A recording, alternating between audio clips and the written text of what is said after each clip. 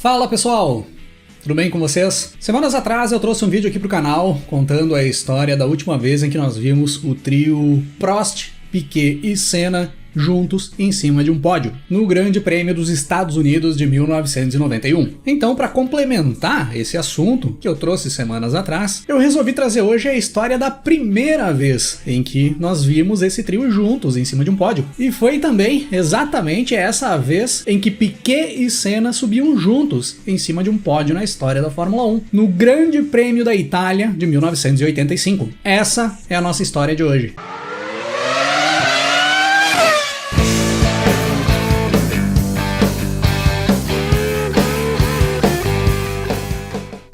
O Grande Prêmio da Itália de 1985 era a 12ª etapa do Campeonato Mundial de Fórmula 1 daquele ano, com data marcada para o dia 8 de setembro de 1985, disputado no lendário Circuito de Monza. Nesse momento do campeonato nós entrávamos na reta final da temporada, e tínhamos até então uma disputa acirrada pela liderança da tabela do Mundial, entre o francês Alain Prost, que corria pela McLaren, e o italiano Michele Alboreto, que corria pela Ferrari. O Prost liderava a tabela do Mundial com 56 pontos conquistados até então, e o Michele Alboreto vinha logo atrás, com 3 pontos a menos. O Alboreto tinha 53 pontos. Era certo que o título mundial seria definido ali nas últimas 5 etapas da temporada, e ficaria entre um desses dois pilotos, com Prost ou com Alboreto. E esse Grande Prêmio da Itália era decisivo para as pretensões dos dois pilotos. Quem saísse dali com um bom resultado daria um passo muito importante rumo ao título. E ali na temporada de 1985 nós tínhamos dois brasileiros nas pistas: Nelson Piquet, que corria pela Brabham, e Ayrton Senna, correndo pela Lotus. Os dois iam fazendo uma temporada de certa forma complicada até aquele momento. O Senna tinha vencido uma prova até então, ainda no início do campeonato, o Grande Prêmio de Portugal, mas tirando essa vitória, a primeira metade do campeonato do Senna tinha sido desastrosa. Nas primeiras 9 corridas do ano, o Senna tinha 5 abandonos e só tinha somado pontos na sua vitória em Estoril. Não tinha somado mais nenhum ponto até a 9ª prova. As coisas começaram a melhorar para o Senna a partir da 10ª etapa, onde ele consegue emendar 2 pódios em sequência, com um 2º lugar no Grande Prêmio da Áustria e um 3º lugar no Grande Prêmio da Holanda. Com essa melhora ali, um pouco antes do Grande Prêmio da Itália, o Senna até dá um salto na tabela do Mundial e pula para a 4ª posição, somando um total de 19 pontos. Mas mesmo assim, o Senna ainda ficava 11 pontos atrás do seu companheiro de equipe, o italiano Hélio De Angelis, que ali naquele momento do campeonato tinha um total de 30 pontos conquistados e era o 3º colocado no campeonato mundial. O De Angelis só estava atrás do Prost e do Alboreto, que disputavam palmo a palmo o título mundial. O Nelson Piquet também vinha sofrendo bastante naquela temporada, principalmente com a quantidade de abandonos. O carro da Brabham, ali de 1985, era um carro potente, mas era um carro pouco confiável. Quebrava demais. O Piquet tinha conseguido conquistar uma vitória também, assim como o Senna. O Piquet venceu o Grande Prêmio da França, mas tinha um total de 13 pontos conquistados até aquele momento. Ficava na metade de cima da tabela de classificação, mas muito longe dos líderes. Nos treinos classificatórios para o Grande Prêmio da Itália de 1985, circuito de Monza lotado, com a torcida italiana esperando ver um bom desempenho do Michele Alboreto com a Ferrari e uma briga forte entre Ferrari e McLaren pelas primeiras posições na corrida, mas nada disso aconteceu. As equipes postulantes ao título mundial não tiveram chances de chegar perto da primeira fila. O brasileiro Ayrton Senna, assim como ele já vinha fazendo na maior parte da temporada, conquista a pole position. Se aquele carro da Lotus não era tão bom para a corrida, para a volta de classificação ele funcionava bem, e o Senna sabia usar isso como ninguém. Pole position do Senna, com o finlandês Keke Rosberg da Williams ao seu lado, na 2ª posição. Na 2ª fila nós tínhamos outro carro da Williams, com o inglês Nigel Mansell, e o brasileiro Nelson Piquet, colocando a Brabham na 4ª posição. O Prost conseguiu colocar sua McLaren na 5ª posição, abrindo a 3ª fila, e o Alboreto, que disputava o título com o Prost, conseguiu alinhar na 7ª posição, logo atrás do Prost. E o Alboreto não vinha conseguindo render bem no decorrer de todo o final de semana, para a decepção dos italianos que lotavam o circuito de Monza. No decorrer dos treinos e após definida a classificação para o grid de largada, a possibilidade de uma vitória da Ferrari ia ficando distante. Enquanto isso, a McLaren, mesmo não estando largando lá na frente, impressionava demais demais no seu ritmo de corrida. No warm-up no domingo pela manhã não teve para ninguém. A McLaren foi muito melhor do que todas as outras equipes. Em condições de corrida, com um tanque cheio, carro pesado, os motores Porsche da equipe britânica conseguiam se impor de uma forma impressionante. E aí já começava a se imaginar que dentro da normalidade teríamos uma vitória do francês Alain Prost. Foi neste final de semana do Grande Prêmio da Itália de 1985 que o Piquet confirmava a sua saída da Brabham e a ida para a equipe Williams para correr a partir de 1986. Era o encerramento da parceria do brasileiro com a Brabham, que tinha durado mais de 7 anos, tinha rendido muitas vitórias e 2 títulos mundiais. E ali naquele momento, para o Nelson Piquet, restava tentar manter um bom ritmo durante o Grande Prêmio da Itália, manter o carro inteiro até o final da corrida e chegar dentro da zona de pontuação, o mais acima possível dentro das posições, para já ir iniciando essa despedida da Brabham com um bom resultado. O Senna corria pela primeira vez no circuito de Monza. Ele não tinha corrido o Grande Prêmio da Itália de 1984 por ter sido barrado pela Toleman naquela ocasião, após ter vazado dias antes que o Senna tinha assinado um contrato com a Lotus para correr a partir de 1985. A Toleman, como punição ao Senna por ter assinado o contrato com outra equipe e supostamente não ter informado eles, deixou o Senna de fora do Grande Prêmio da Itália de 1984. Então o Senna já esperava uma prova complicada. Ele conhecia bem menos o circuito do que todos os seus concorrentes ali da frente, e ele sabia que com as condições da Lotus para ritmo de corrida e para aquelas condições de pista onde a potência e a durabilidade do motor são muito importantes, seria difícil buscar uma vitória, principalmente se as McLarens estivessem no páreo.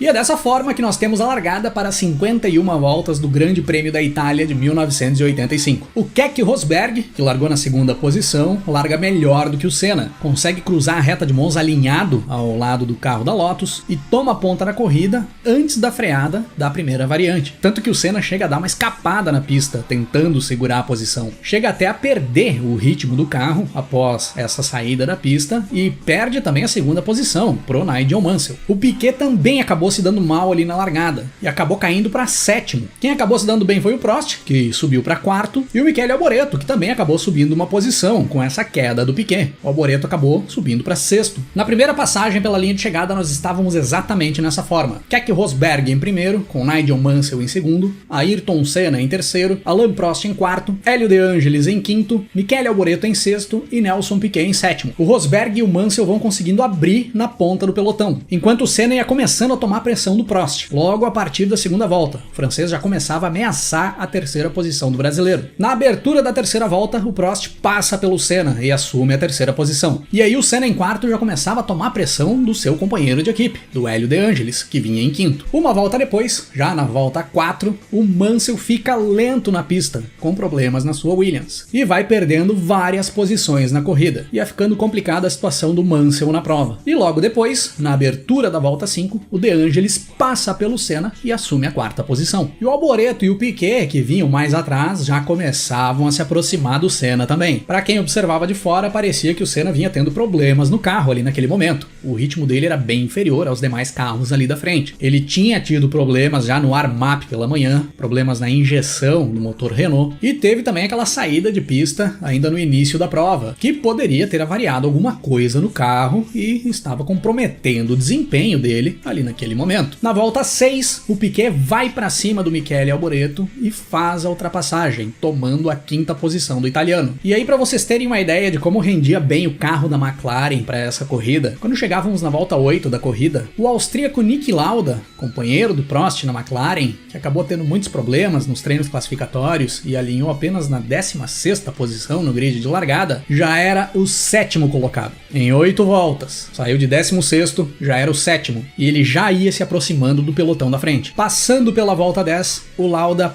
passa pelo Alboreto e assume a 6ª posição. Ele já estava logo atrás do Piquet e do Senna. Na volta 12, o Nelson Piquet entra nos boxes para fazer uma troca de pneus. Uma troca bem precoce. Ficava muito claro que o Piquet ia para uma estratégia muito diferente dos demais pilotos da pista. Após essa parada, o Piquet retorna para a corrida na 12ª posição. Na 15ª volta, o Lauda passa pelo Senna e assume a 4ª posição. Nesse momento da corrida, passando da 15ª volta, nós tínhamos o Keke Rosberg Rosberg na liderança, com o Prost em segundo, em torno de 10 segundos atrás do Rosberg, o De Angelis em terceiro, o Niki Lauda em quarto, o Senna em quinto e o Alboreto em sexto. E o Piquet já vinha na nona posição, já vinha andando muito após fazer a troca de pneus. Fechando a volta 17, o Lauda passa pelo De Angelis e vai para terceiro. Tava impossível o Niki Lauda no Grande Prêmio da Itália de 1985. E aí as coisas se acomodaram daquela forma por um bom tempo. Por várias voltas nós ficamos nessa mesma configuração de posições. Rosberg, Prost, Lauda, De Angelis, Senna e Alboreto, com o Piquet mais atrás, na nona posição, já tendo feito uma troca de pneus. E as distâncias entre os pilotos não iam mudando muito. Ninguém ia se aproximando ou se distanciando de ninguém. Tava todo mundo andando exatamente no mesmo ritmo, tirando o Piquet, que vinha mais rápido lá de trás por estar com pneus novos. Passando da volta 25, basicamente metade da corrida, o Prost começava a tirar a diferença que o Rosberg tinha aberto na liderança. E o Senna começava a se aproximar do De Angelis. Na volta 26, o Niki Lauda vai para os boxes com o bico da sua McLaren avariado. Fazia uma corrida espetacular o austríaco naquele momento, mas acabou se enroscando com alguém, quebrou a asa dianteira e aí as coisas se complicaram de vez. O Lauda acabaria retornando para a pista já uma volta atrás do líder após trocar o bico da McLaren. Uma volta depois, para o italiano Michele Alboreto para fazer a sua troca de pneus. E aí o Piquet subia para a sétima posição. Logo em seguida, o Keke Rosberg também faz a sua parada. E aí o Prost assume a liderança da corrida com o Rosberg vindo em segundo. Chegando na volta 30, o Senna passa pelo De Angelis e assume a terceira posição. Logo em seguida, o Piquet passa pelo Mark Surer, que era seu companheiro de equipe na Brabham, e sobe para sexto. Já voltava a integrar a zona de pontuação o Nelson Piquet. E o Keke Rosberg começava a tirar bastante a diferença que o Prost tinha na liderança. O Rosberg já tinha feito troca de pneus e o Prost ainda não. Na volta 34, o Piquet passa pelo Stefan Johansson, da Ferrari, e sobe para a quinta posição. Passando da volta 35, nós tínhamos o Prost em primeiro, o Rosberg em segundo,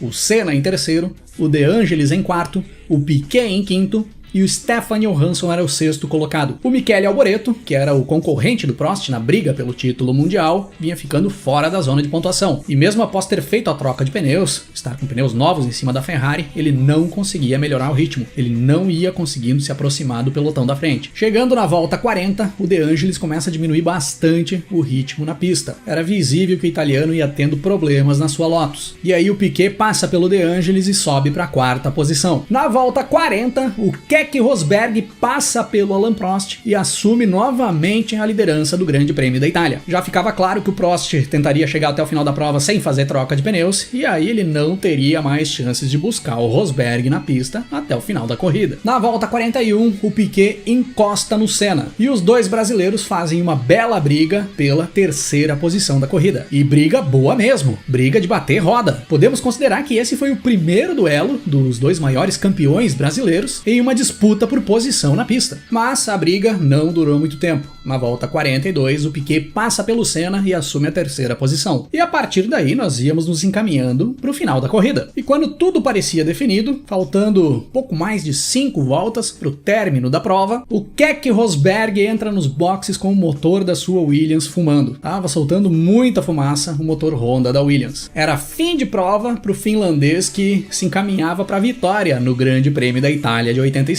Com esse abandono do Rosberg, o Prost volta para a liderança, o Piquet sobe para a segunda posição e o Ayrton Senna sobe para terceiro. E aí dessa forma nós fechamos as 51 voltas do Grande Prêmio da Itália de 1985 no circuito de Monza. Prost em primeiro, Piquet em segundo, Senna terceiro. Era a primeira vez na história da Fórmula 1 que Senna e Piquet subiam juntos a um pódio. E também a primeira vez que o trio Prost, Piquet e Senna integravam um pódio na Fórmula 1. Formação que se repetiria apenas 6 vezes no decorrer da história.